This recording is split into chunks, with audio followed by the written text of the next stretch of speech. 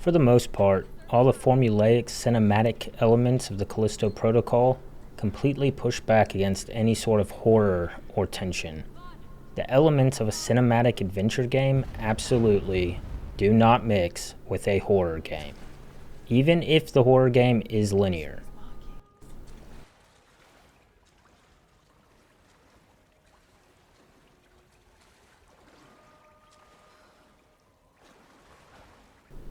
There's no room for tension or dread to grow.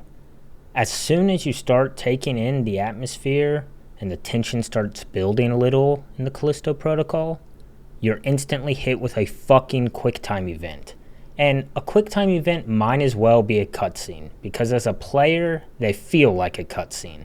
They are lame. It completely takes me out of the game when a QuickTime event happens in any game, not just the Callisto Protocol, but especially in a horror game. In horror game design, you don't want the player to feel safe, ever. And maybe, and this is a big maybe it's okay if they feel safe in save rooms. But for the most part, you want the player to always feel vulnerable. And when the game goes into a small cutscene or QuickTime event, it makes you feel safe because you aren't playing the game anymore. Your character isn't going to die. There's nothing to fear.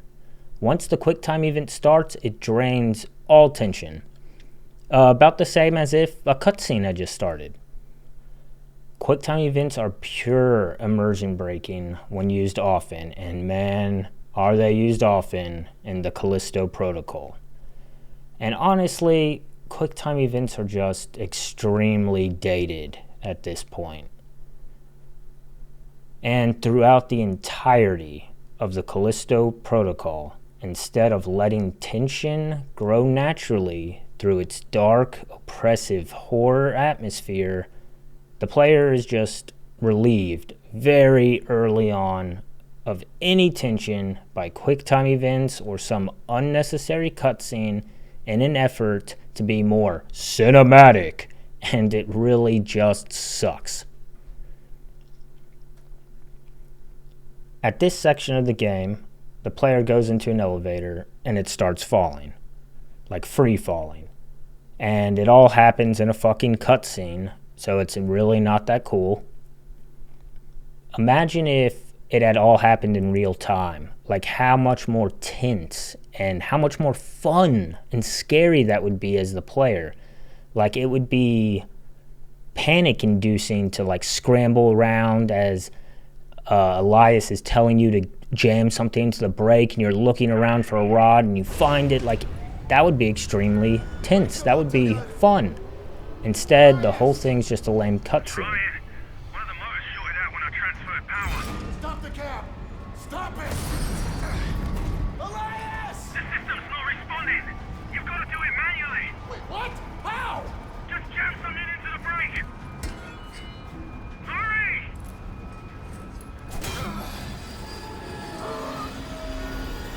Come on, you son of a bitch!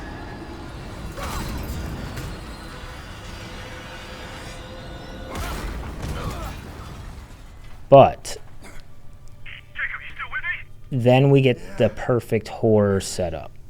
I need to figure out why this system's acting up. Reset the power down there and get to the other elevator. You're nearly here. Another elevator. Can't wait. Your elevator falls down into the basement. Shit's already hit the fan. The door's open and it just looks like a place you don't want to be. And the atmosphere feels thick, like you know something bad's gonna happen. And you take a step off the elevator and you're hit with a fucking QuickTime event. And it's just it's frustrating. It really is. And as a player, my tension just got relieved from the QuickTime event. The atmosphere now has to work itself. It has to work double to get back up to the level it was just at. And here's the kicker. Before it even has a chance to let the horror sink in again, you are hit with not one, but 2 additional QuickTime events within 30 seconds of each other, completely destroying any sense of horror atmosphere, any dread. It's just all removed. And it's a perfect example of the cinematic formula at work.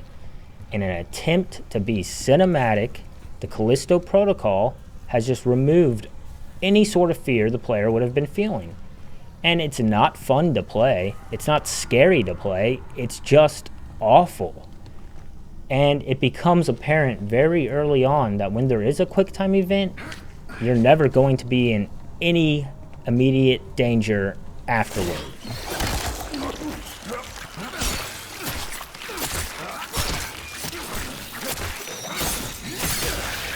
So it feels like that every time there's a QuickTime event that happens throughout the game, it feels like, well, this room or this section was all set up just for that QuickTime event, and I better move on because there's nothing else here. Like, you don't take in anything or notice anything because it's just, well, the event that was going to happen has happened, move on. And it's like QuickTime events in this game have the opposite of what their intended effect was. Instead of being thrilly or scary, they make you feel safe and bored.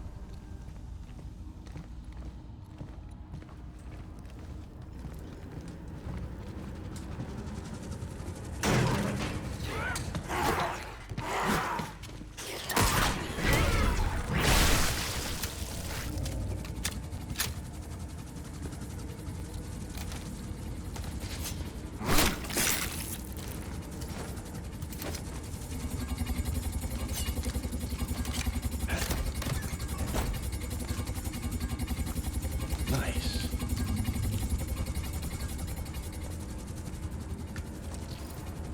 What's even really sad about this whole section is after these 3 QuickTime events that happen and some strange unnecessary enemy placement, there's actually some nice combat.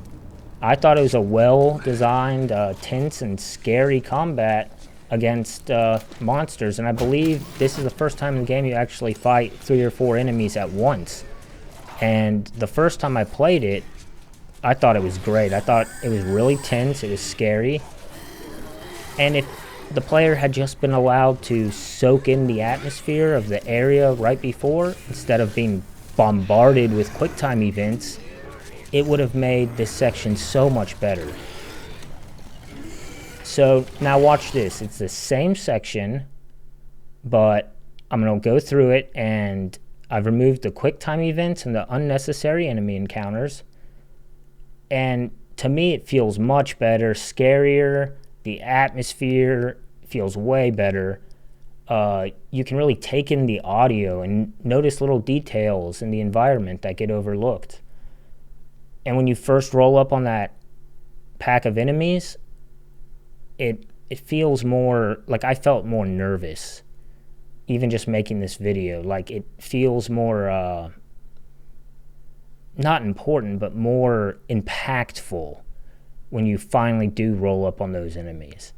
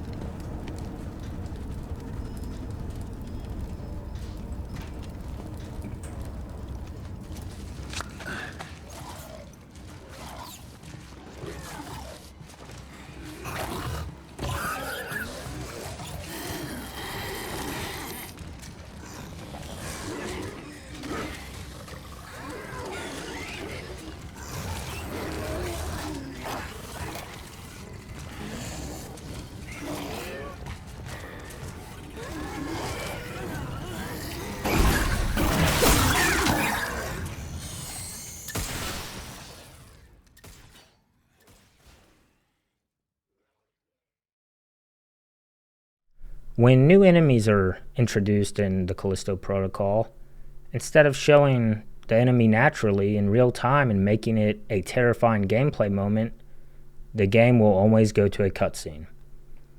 This lets the player know that they are safe, and usually we get to see the character, the actor, like, oh my god, what is that? Like, oh, it's so scary. But as the player, you're like, okay.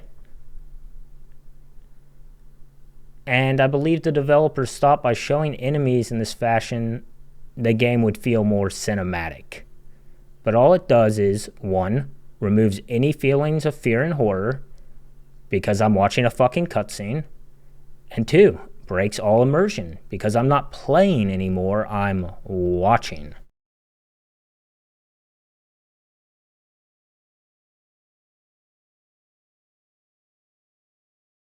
Here's an example of a cutscene that is trying to be cinematic and completely ruins any sense of horror that a monster reveal should have.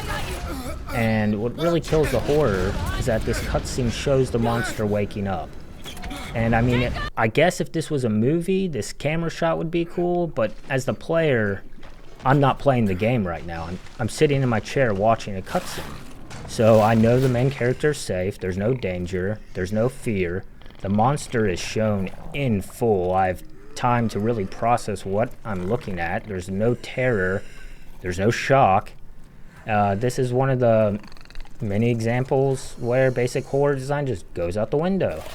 And it makes me wonder just how much did Glenn Schofield have a say in what design path this game was taken, and how much influence did the publishers and the TV studio people have, because I don't know, this just doesn't make sense to me.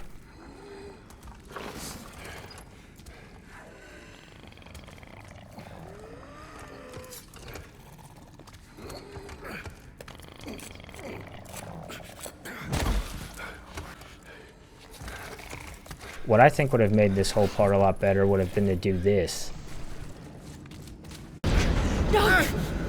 Have him fall down, cut himself free, and as control is given back to the player, have the monster wake up in real time in front of the player.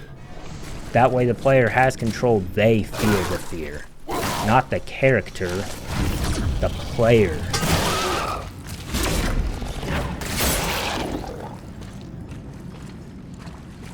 And if you think about it from a historical point of view, all of the best monster reveals in horror games happen while the player is playing the game in real time, not in a cutscene. So here's an example of what I thought the scariest monster in Dead Space was. And this is the very first time as a player you encounter it.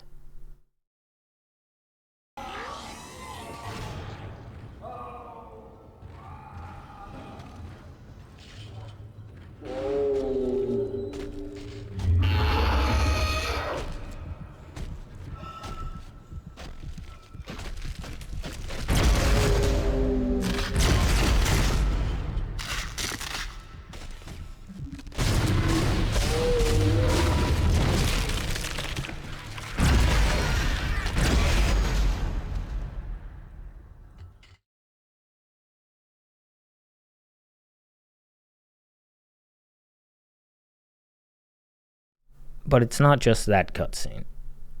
I believe every single monster in the Callisto Protocol is shown first in a cutscene, which, while may be more cinematic at first glance, it goes so against the horror and the atmosphere that the game is also trying to be, that it has a negative effect and it really ends up being less cinematic. It doesn't matter how good the camera shot is or how scared the actor looks. When a game is described as cinematic, it needs to be cinematic while also being played. And watching a cutscene is not playing the game. And the amount of cutscenes in this game cannot be understated. Everything is a cutscene. I mean, sometimes it feels like I'm just playing one giant cutscene, And I mean that in the sense that agency is constantly taken away from the player. You can't sprint sometimes. There's quick time events around every corner. There's cutscenes around every corner. There's these little cutscenes, like you go to press a button or climb a ladder or whatever. It's a cutscene.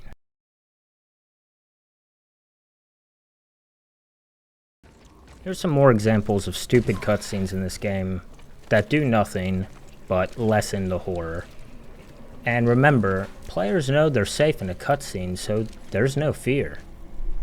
Like, why, in this scene, why is this a fucking cutscene?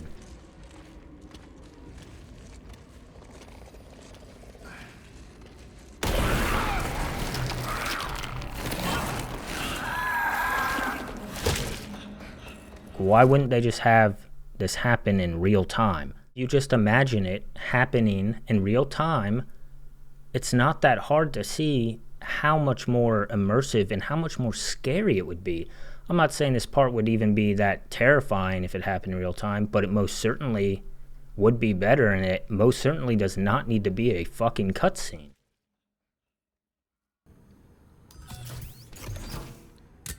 Stand by.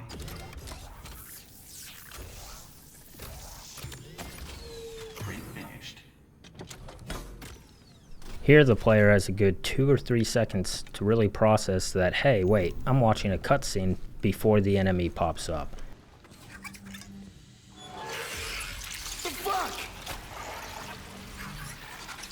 And it's kind of sad because I think if this enemy had appeared in real time, like popped up next to the player, like if you were turning the valve and it wasn't a cutscene, like it might have actually been pretty scary. And I think it would have been more cinematic as well.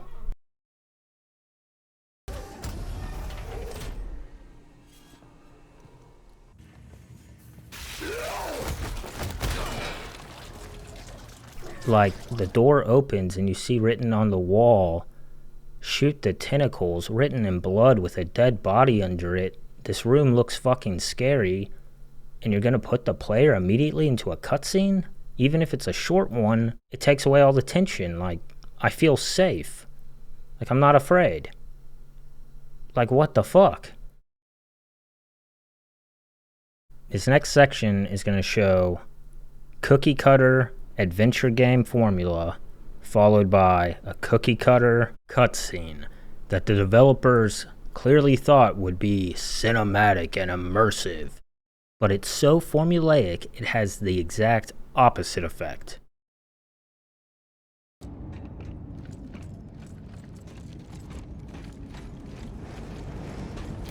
Here we see the formula at work. We're with our NPC ally. She's moved on ahead. We need to shimmy through a corridor, followed by some walking and hopping down. No exploration. Nothing. Just go in this straight path.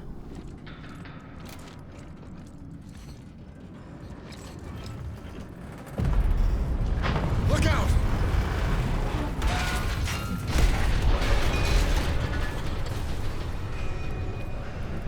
I'm okay. Thanks. You're I can see welcome? another way. I'll meet up with The you. fuck? Just be careful.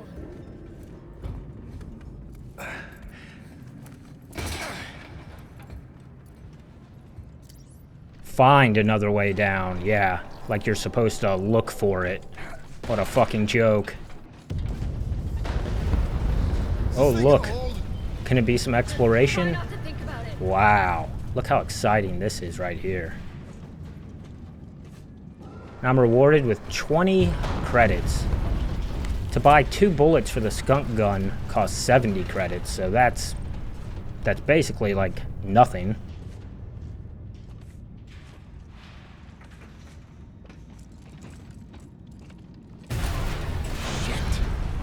You okay?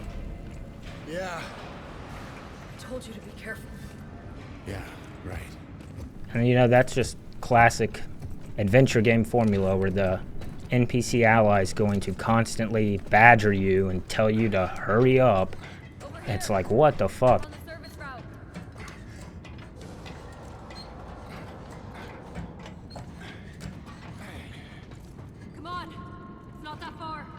Oh, Jesus Christ.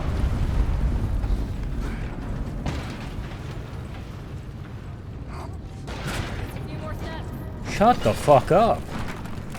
I purposely go the opposite way just because she pissed me off when she said that. And of course, there's nothing that way. And I mean, this is so formulaic. Like, I don't think anybody's surprised at what happens here. But one thing to keep note of is how many times she fails to help him up and he falls throughout the game. And she causes him to fall. Like, it happens a lot.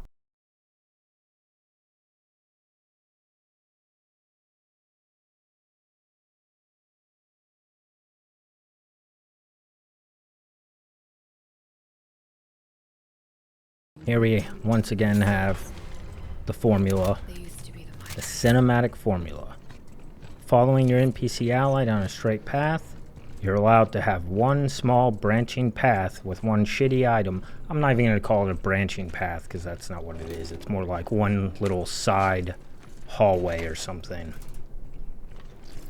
that literally does absolutely nothing to further the world building or the story or absolutely anything. Oh, this one's really fucking great right here.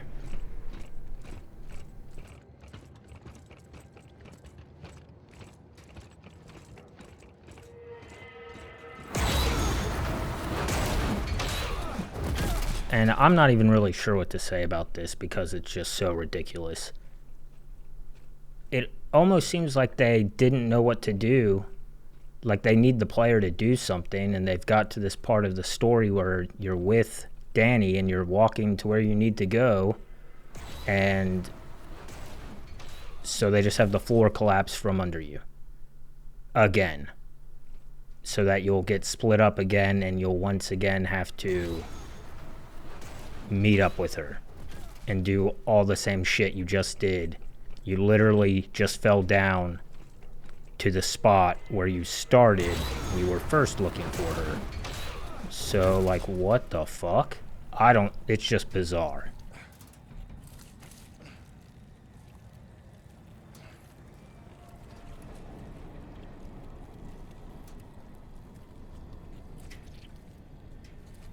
You okay? Yeah.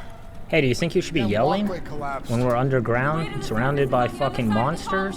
You think that's a good idea? Keep moving and I'll meet you there. Yeah, just keep fucking yelling. Fucking asshole. And she continues to badger the player through the radio, which I can't fucking stand. The upper levels, Jacob. Look for the clinic. Just let the player take in the atmosphere for 5 fucking seconds.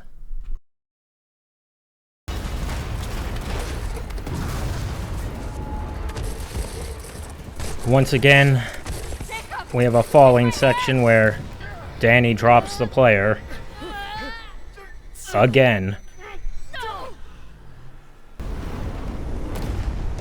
And it's then followed by, I mean, yeah, the graphics look really great here, but this is just so ridiculous and unbelievable. Clearly it's to be cinematic, which I would say it is pretty cinematic, but I mean, if he actually did manage to grab that metal light or whatever it is, I'm pretty sure his arms would just immediately rip off his body. There's just no fucking way. Like, at the very least, his shoulders would be completely dislocated. And then, once again, we have Danny causing us to fucking fall down. You can't make me. She doesn't drop us this time, but she directly causes us to fall. And then she continues to scream in this area that's full of monsters.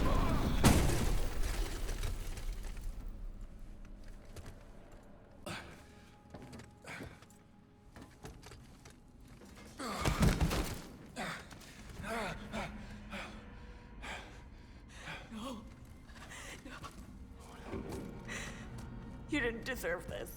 Danny. Hey, Danny. Get away from me! And what a big surprise that literally everyone saw coming. These aren't accidents. All her screaming and yelling has summoned Arcus, a giant Black fucking Iron, monster. Europa. They're all And I was really hoping when I first played this game that when old Two-Head here throws her against the wall that it just straight up killed her. I was really hoping she had died. But sadly, she did not die. And this is kind of a side tangent here, but her whole character is really confusing to me. How does the game want me to feel about her? Because for the first half of the game, she's an asshole. The game portrays her as almost like a villain. Not really a villain, but as someone that you don't want to like. But then suddenly, about 3/4 of the way through the game, you like her now? And at the last boss, the main bad guy even calls her your friend? But all the events in this game happen in like one night, right? So you're telling me we go from like hating her to being best friends in just a few hours? I don't know, it's just weird. The pacing is just fucking weird. I don't get it, really. Gameplay-wise, she's really annoying. She gets you into a boss fight. She constantly badgers the player. She doesn't really do anything at all but yell at you. And overall, her character is just really uninteresting. Like, what is interesting about her? Absolutely nothing. What are you doing? No! Shit! First ship I ever lost. We were boarded by Let go of me! her. Her! She's the one who... Hey! All your jets, cargo. What the fuck are you looking at? Back by the outer way. By her. She crashed my ship and she killed my first officer. Don't trust him. He's not what he seems. Hey, wait! Wait! Where do you think you're going? I'm a pilot. You need me. Hangar's that way. Better start walking. No, I don't. But we're not gonna give up now. We're gonna finish this thing together. Okay?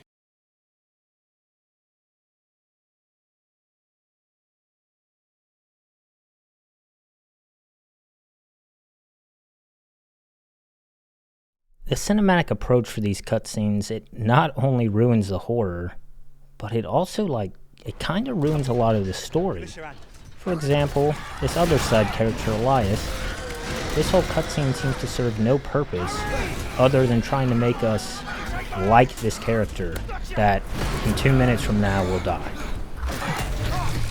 So we have this cutscene where this monster attacks us, and since it's a cutscene, we know there's not any fear, it's not scary. It's a cutscene, we know we're safe. And he saves us. He bashes the monster's head in with a helmet, cool.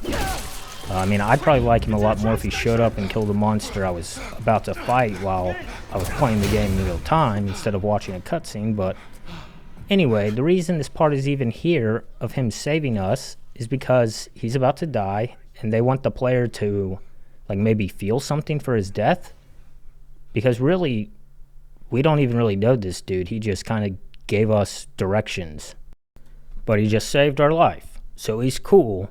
We like him, or at least hopefully the player would like him. And then he immediately tells us that he was a murderer because the main character asks him what he's in for. I never asked you. What are you in for? What? You worried you're helping a murderer escape? Well, yeah, kinda. Well, you are, man. So what? Look, it was a long time ago, yeah? I was defending myself. Wrong place, wrong time. I made a lot of bad decisions back then. Why the fuck would the main character even ask him what he's in for? I mean, why else do you think people get sent to a high-security prison on a fucking moon of Jupiter? Theft? Insider trading? And then I'm watching this and I start thinking, wait a minute. What? You worried you're helping a murderer, Scar? Well, yeah, kind of. Stop! Wait!